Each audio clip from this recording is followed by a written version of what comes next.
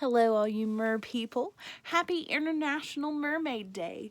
In honor of today, we will be reading Ariel and the Secret Grotto. Once, in the days when the mermaid princess Ariel was still young, and she knew the sun only as a glowing flower glimpsed far away through the vast blue sea, her best friend Flounder swam to her palace garden. Psst, Ariel, I found something I think you ought to see. Why? What is it, Flounder? The little fish twirled with excitement. That's just it. I don't know. I've never seen anything like it before.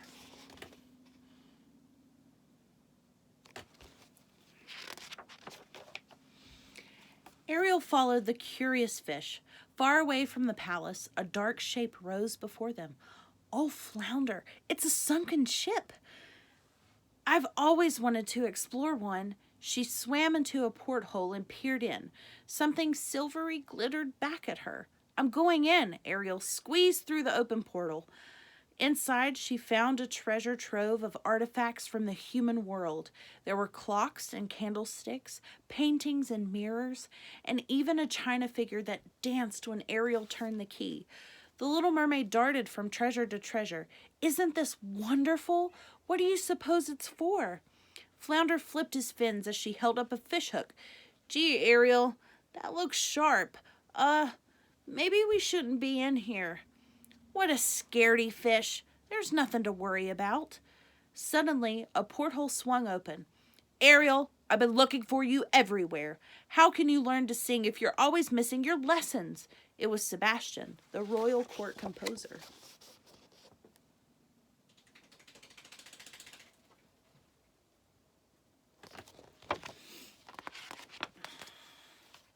Sorry, Sebastian, but look, isn't this place fantastic? The tiny crab shook his claw in disapproval.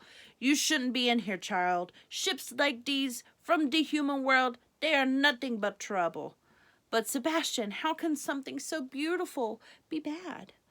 He hopped onto a sea chest. Humans use these ships to sail across the sea. He pointed to the fishhook. And they use these to catch fish. Humans are barbarians.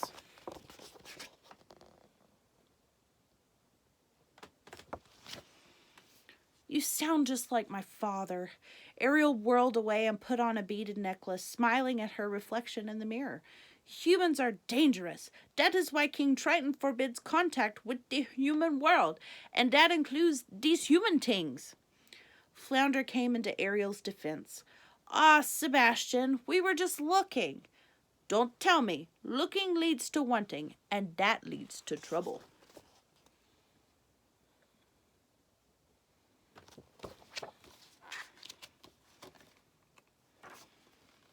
Ariel held up a shining candlestick. But it must be such a wonderful world to create such wonderful things. If I were only 15, I'd go up to the surface and see for myself.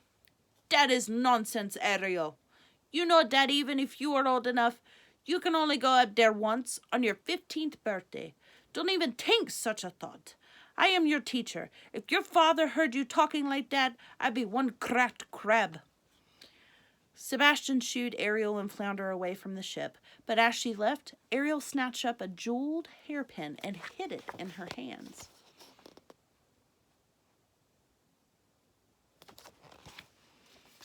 When Ariel returned to her room, she turned the hairpin over and over. The jewels sent a rainbow of colored lights dancing across the castle walls. I don't see how anyone who makes such beautiful things can be all bad. So, in spite of her father's rule, Ariel was determined to learn more about the human world.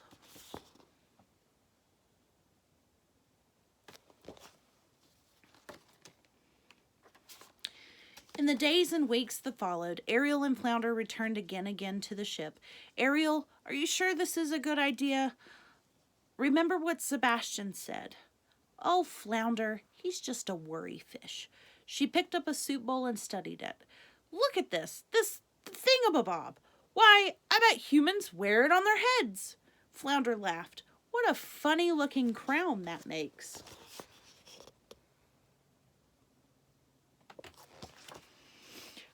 Flounder grew bolder. He explored every nook and cranny of the sunken ship, from the crow's nest at the top of its mast to the very bottom of its hull.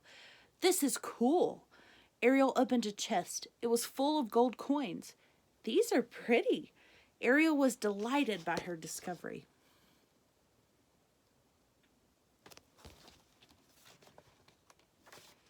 Each time Ariel and Flounder visited the ship, Ariel brought one of the treasures out with her. Don't worry, Flounder. No one will find out. Follow me. Ariel led the little fish to a secret grotto tucked away between a reef and a sea mountain. This place is perfect. I can keep everything here and no one will ever know. Just you and me. Before long, Flounder and Ariel discovered another shipwreck, and soon they filled the grotto with more curious and oddities from the human world. Isn't this a fabulous collection? Wish I knew what everything was for. The undersea cavern became Ariel's secret retreat, where she wondered and thought and dreamed about what life was like up near the sun.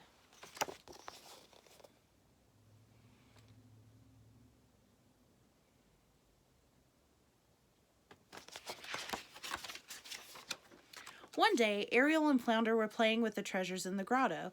Ariel put on a pearl necklace and spun around, pretending to dance. Then all of a sudden she gasped, "Oh no! I'm going to be late for my music lesson again!" Ariel and Flounder pushed the huge rock that hid the entrance to the grotto into place and swam off. Back at the palace, Sebastian eyed the little mermaid curiously. "There's something different about you these days, Ariel." "You must be imagining things, Sebastian. Listen to my scales."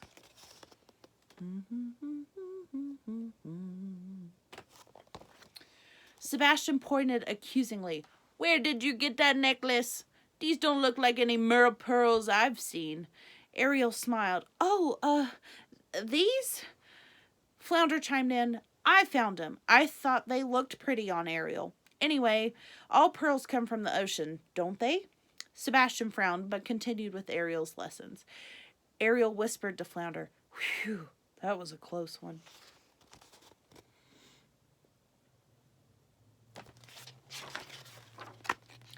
Later that afternoon, down in the sunken ship, Ariel and Flounder discovered a chamber they hadn't seen before.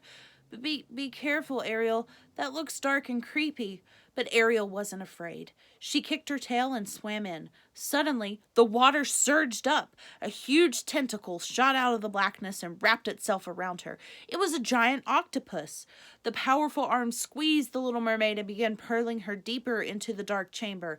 Ariel twisted in its grasp. "Let me go!" But the octopus only squeezed tighter. Flounder darted back and forth, but there was nothing he could do. "Ariel!" The little mermaid wriggled and managed to free her hands. Then she pushed against the tentacles with all her might and gave a mighty kick. She suddenly broke free. Ariel and Flounder swam away as fast as their tails could move them. "I'd better be more careful next time."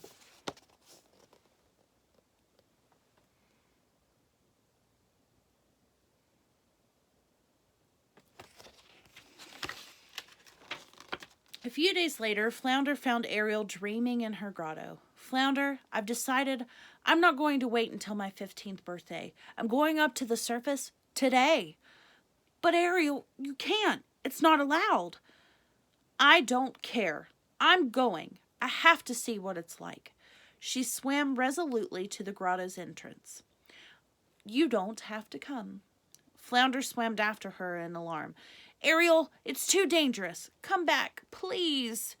But it was no use. She sped upward from the ocean bottom all the way to the bright turquoise water just below the waves.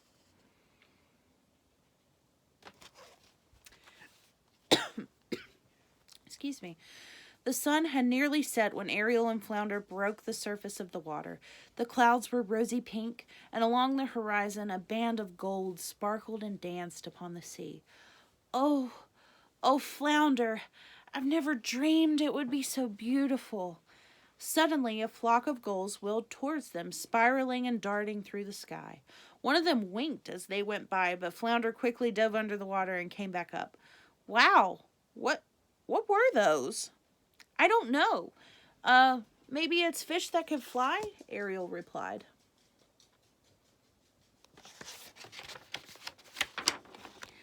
"Look, Flounder, over there. Is that land? Ariel dove and swam just under the surface towards the shore. When they were still a good distance away, she bobbed to the surface again. Oh my gosh! It's a little boat! As she watched, the boat came closer. She would be seen. She ducked back under the water and swam away, but just a little bit. This was her chance to find out more about the human world, and she wasn't going to lose it. A small boy and girl sat in the tiny rowboat, trailing their fingers in the water. Ariel looked up at them from beneath the waves. She was so close. Suddenly, there was a splash. "Oh no, my dolly! I dropped it," the little girl said. Ariel dove after the doll as it sank through the water. She caught it and hugged it to her. So this is what humans look like. She spun away from the boat in joy and didn't even notice that the boy had dropped a fishing net into the water.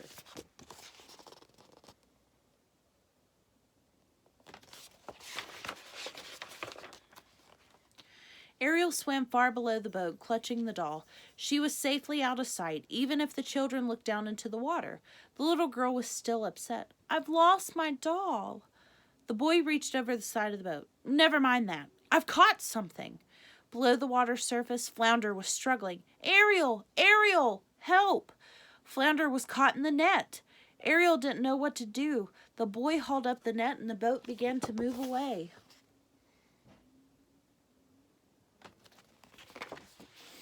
Ariel let go of the doll and hurtled up towards the boat. But as she drew closer, the boy leaned over the side. "Aw, this is just a little guy." He gently slipped Flounder back into the water. "Back you go, fella." Flounder wiggled his fins faster than ever and swam back to Ariel. His eyes were as big as sand dollars. "Did you see that?" "Oh, Flounder, I was so worried." Ariel hugged her friend.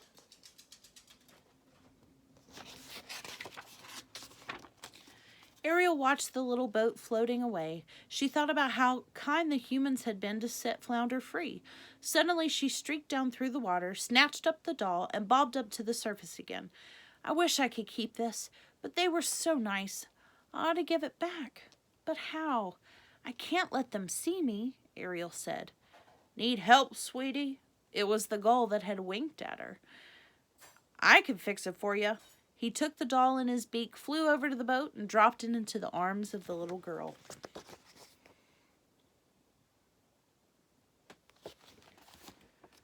Then Sebastian popped to the surface. "Ariel, there you are. What are you doing up here, young lady? Oh, your father's gonna bust his scales when he finds out about this. This is terrible. What if a human saw you? You'd wind up on a hook for sure. You two come home with me this minute."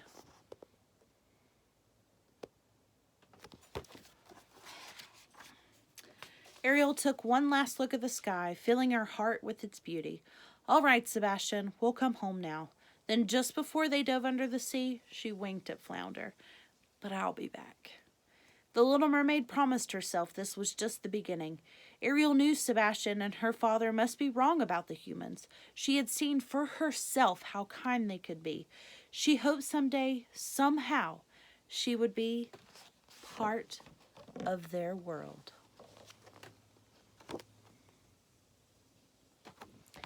Thank you guys for tuning in, and happy International Mermaid Day. Go out, celebrate, and have a fantastic evening.